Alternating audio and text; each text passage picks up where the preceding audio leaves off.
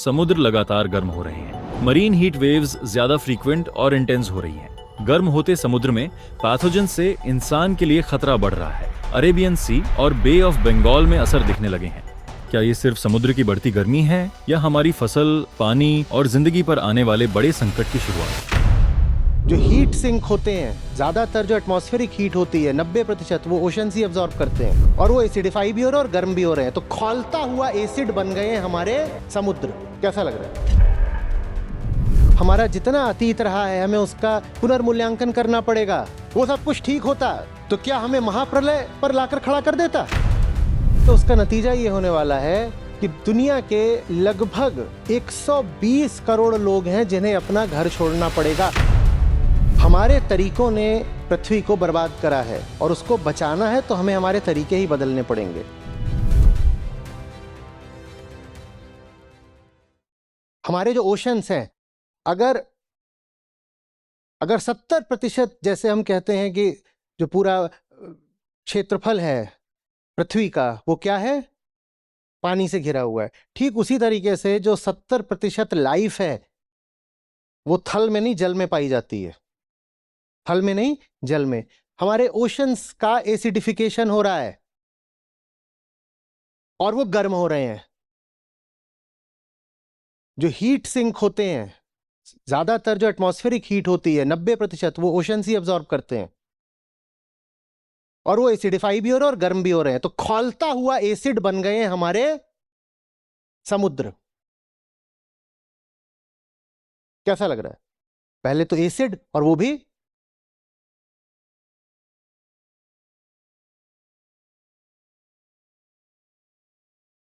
और जितने तटवर्ती शहर थे वो तो कब के डूब चुके हैं। प्रतिवर्ष 3.5 मिलीमीटर जो ओशन लेवल है वो बढ़ रहा है और वो एक बढ़ती हुई दर से बढ़ रहा है। इस साल 3.5, तो अगले साल 4, तो अगले साल 4.5, तो माने कुल मिला के 3.5 और 4 और 4.5 माने 7.5, 4.5, 12 मिलीमीटर 3 साल में। Growing at a growing pace माने एक्सिलरेटिंग। तो तटवर्ती शहर तो सब डूब ही चुके हैं और हमारे समुद्र क्या बन गए हैं? खौलता हुआ एसिड। और 70% जीवन समुद्रों में ही पाया जाता है। तो जीवन कहां बचा? जीवन कहां बचा? जैसे हम कहते हैं अमेजन रेन फॉरेस्ट को कि ये लंग्स हैं, वैसे ही समुद्रों का लंग्स होती हैं कोरल रीफ्स। उन कोरल रीफ्स की अभी क्या दशा है पढ़ लीजिएगा। हम जैसे रहे हैं अतीत में, जो भी हमारी व्यवस्था रही हैं, पारिवारिक व्यवस्था, राजनीतिक व्यवस्था, धार्मिक, सांस्कृतिक व्यवस्था, आर्थिक व्यवस्था, वो सब गलत रही हैं और चूंकि वो सबकी सब गलत रही हैं तो उन्होंने हमें ला करके इस बर्बादी पर खड़ा कर दिया है। और हमें मानना पड़ेगा आज हमारा जितना अतीत रहा है हमें उसका पुनर्मूल्यांकन करना पड़ेगा। वो सब कुछ ठीक होता तो क्या हमें महाप्रलय पर लाकर खड़ा कर देता? और ऐसा नहीं कि हम आज बहुत गंदे लोग हो गए हैं तो हमें ये दंड मिल रहा है। ये जो प्रक्रिया चल रही है ये पहले दिन से चल रही है। बस पहले हमारे पास इतना कार्बन जलाने की ताकत नहीं थी, वरना इरादे तो हमारे हमेशा से यही थे। हमेशा यही इरादे थे, खेती करनी है तो क्या करना है? जंगल काटना है। करा तो हमने हमेशा से यही है, पर पहले हम इतने बड़े स्केल पर नहीं कर पा रहे थे तो पता नहीं चल रहा था। वरना जैसे हम आज हैं वैसे हम पहले भी थे। कोई ये ना बोले कि अतीत के लोग तो बहुत अच्छे होते थे और स्वर्ण काल था और सतयुग था, ये तो कलयुग चल रहा है इसीलिए इंसान ने गड़बड़ करी है। नहीं नहीं नहीं नहीं नहीं, इंसान सदा से ऐसा ही रहा है। बल्कि आज तो हम फिर भी इस बारे में बात कर रहे हैं और इसको रोकने की कोशिश कर रहे हैं। पहले तो और अंधाधुंध भोग होता था। हाँ, सामर्थ्य के अनुसार। पहले भोगने की बहुत ज्यादा सामर्थ्य ही नहीं थी, पर जितनी सामर्थ्य थी उस हिसाब से खूब भोगते थे। जंगलों में जा जाके शिकार हो रहा है, मौज के लिए शिकार हो रहा है। अब तो कहीं दिखता है कोई कि कोई मौज के लिए बस मार रहा है? पहले तो ये सब भी चलता था।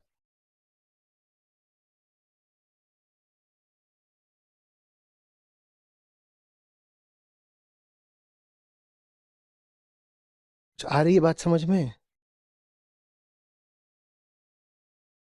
हम इस पृथ्वी से पूरे तरह से जुड़े हुए हैं और पृथ्वी की एक खास अवस्था है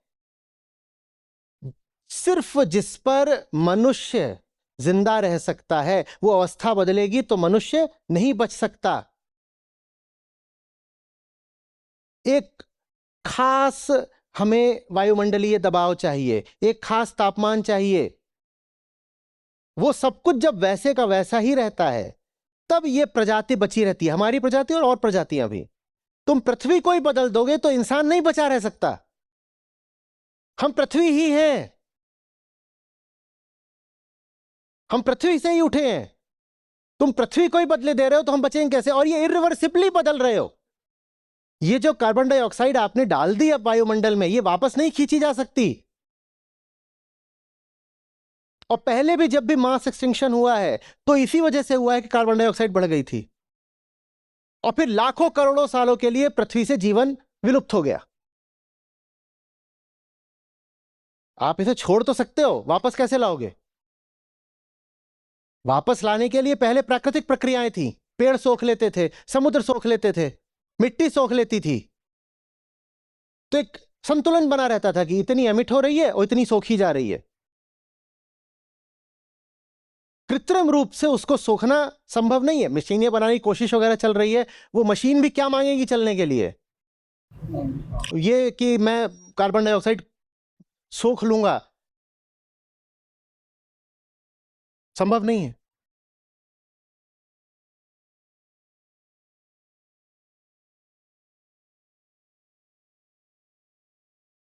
हमारे तरीकों ने पृथ्वी को बर्बाद करा है और उसको बचाना है तो हमें हमारे तरीके ही बदलने पड़ेंगे।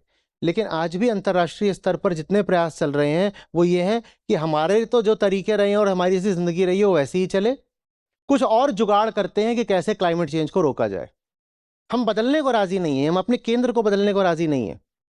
हम ऊपरी सतही सतही कुछ और जुगाड़ करना चाहते हैं। वो सतही जुगाड़ सफल नहीं हो सकते। अगले 20 वर्षों में भारत में जो उत्पादकता है खेतों की, जो क्रॉप यील्ड्स हैं, वो 30% तक कम हो सकती है और आबादी 20% तक बढ़ सकती है। मतलब समझिए। और ये सब जलवायु परिवर्तन से। भाई फसलें एक खास प्रकार का तापमान मांगती हैं, एक खास अवधि में बारिश मांगती हैं। वो जितने भी क्लाइमेट पैटर्न्स थे वो पूरे तरह से बदल रहे हैं। तो पौधे पर आप आज्ञा तो नहीं चला सकते कि गेहूं उग। वो कह रहा है भाई मुझे जैसा तापमान और बारिश चाहिए थी और जैसी मुझे हवाएं चाहिए थी वो नहीं है तो मैं नहीं उगूंगा। और आबादी आपकी बढ़ गई है और पैदावार आपकी गिर गई है, आप खाओगे क्या?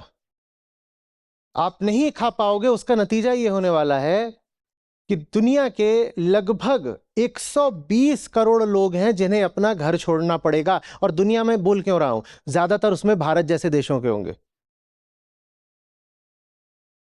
ज्यादातर भारत जैसे देशों में। क्यों? क्योंकि भारत में इरिगेशन से बहुत पैदावार नहीं होती है। हम बहुत हद तक अभी भी मॉनसून पर निर्भर है और मॉनसून की हवाएं निर्भर हैं कि एक खास टेम्परेचर डिफरेंस हो समुद्र की सतह और थल की सतह के बीच में। जल और थल के बीच में जब तापमान का एक खास अंतर होता है तब मॉनसून की हवाएं उठती हैं और जमीन की तरफ आती हैं, फिर आपके हिमालय से टकराती हैं और बारिश होती है, सब होता है। तो पहली बात तो तापमान ज्यादा है तो पेड़ पौधे ये सब बड़े होने से इनकार करेंगे। ना इनमें अन्न लगेगा, ना फल लगेंगे, ना सब्जियां लगेंगी। और दूसरी बात यह कि बारिश भी नहीं हो रही है। और तीसरी बात यह कि आपने ग्लेशियर सारे पिघला दिए तो नदियां भी नहीं बची हैं। हम कितना भी कह लें, आपने बात करी कथा पुराण की, आप कितना भी कह लो कि गंगा जी किसी दूसरे लोक से उतरी हैं, यह हमारी पौराणिक मान्यता है ना, कैसे हुआ था, फिर राजा भगीरथ और फिर शिव जी की जटाएं, वो ठीक है, वो एक सुंदर कथा है जिसका एक ऊंचा प्रतीकात्मक अर्थ हो सकता है। लेकिन आप जमीनी तल पर देखो तो हमें पता है कि गंगा और यमुना कहां से आती हैं, कहां से आती हैं। हाँ, तो आपने तापमान बढ़ा दिया तो वो ग्लेशियर बचा है क्या? वो नंगा पहाड़ बन गया, वहां बर्फ ही नहीं है। जब बर्फ ही नहीं है तो नदी कैसी, और जब नदी नहीं है तो खेती कैसी, खेती कैसी?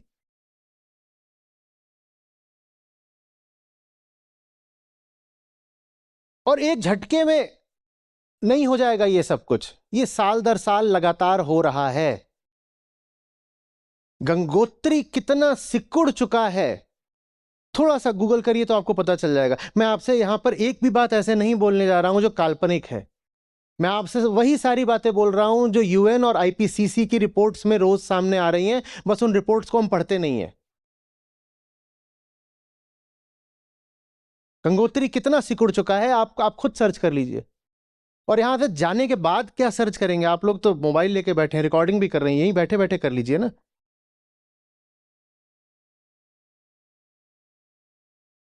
वो मेंढकों वाली कहानी सुनी है आपने? दो मेंढकों पर प्रयोग हुआ था। हम्म, तो खौलता हुआ पानी था। हम्म, किसी तसले वगैरह में उसको खौला रहे होंगे, तो उसमें एक मेढक को डाला। मेढक ने कहा ये क्या चल रहा है, वो जल्दी से बाहर कूद गया। मेढक को कितना समय लगेगा पानी से बाहर कूदने में, घुसा और फट से बाहर कूद गया। इतना ये खौलता पानी, पागल हो गए हो क्या? बच गया, बच गया क्योंकि बाहर वो जिस तापमान में पहले था और फिर भीतर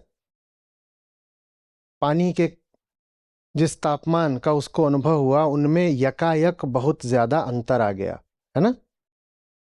तो उसको पता चल गया ये तो भारी अंतर है।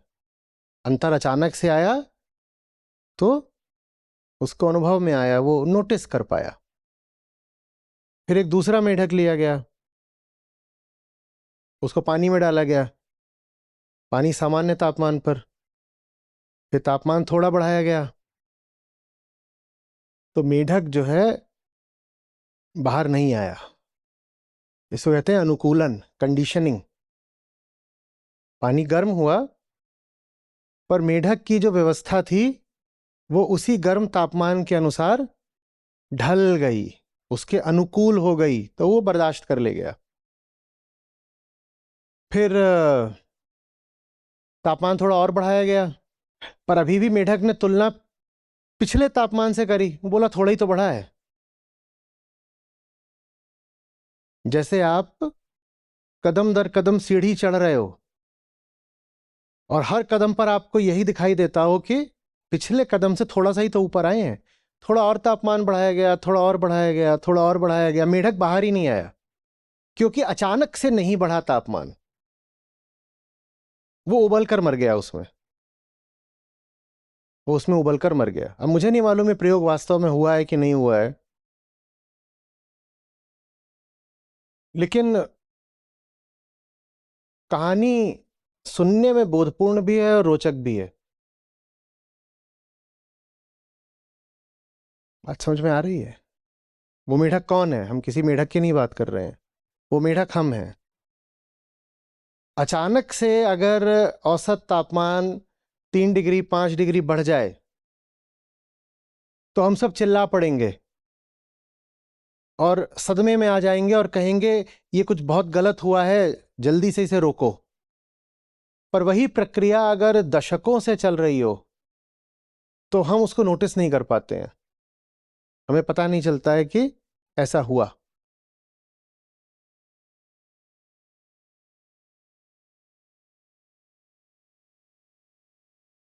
चलिए कुछ दृश्य हैं, कल्पना करिए। और ये बहुत आगे के नहीं है, मैं बस 10-20 साल आगे की बात कर रहा हूं। अभी गर्मियां आ रही हैं, सड़कों का जो डामर है, ये जो एसफॉल्ट, ये पिघला हुआ है। सड़कों पर डामर पिघल चुकी है। और जो गरीब लोग ज्यादा बाहर का ही काम करते हैं, आउटडोर्स, वो चल भी रहे हैं तो उनकी चप्पलें डामर में चिपक रही हैं। पक्षी उड़ रहे हैं और उड़ते उड़ते आसमान से अचानक गिर जाते हैं, जस्ट ड्रॉपिंग डेड।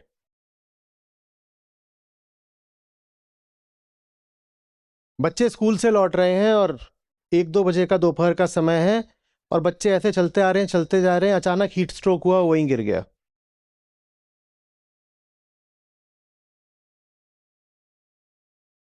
ये सब बातें होने वाली हैं।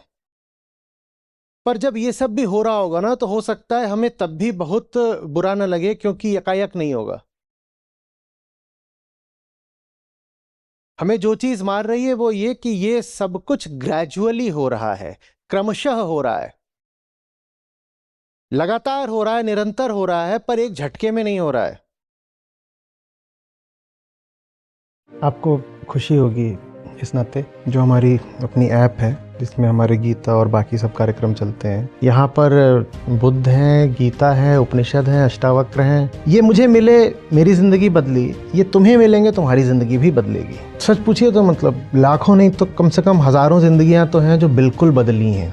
2 लाख से अधिक गीता प्रतिभागियों के साथ जुड़े आचार्य प्रशांत ऐप पर पहला महीना बिल्कुल फ्री गीता मिशन का पूरा एक्सेस। ऐप पर आपको मिलेंगे नियमित लाइव सत्र, हर दिन आचार्य प्रशांत के विशेष संवाद, गीता कम्युनिटी का एक्सेस, गीता परीक्षा, चयनित समाचार, ऑडियो बुक्स, कोट्स और भी बहुत कुछ।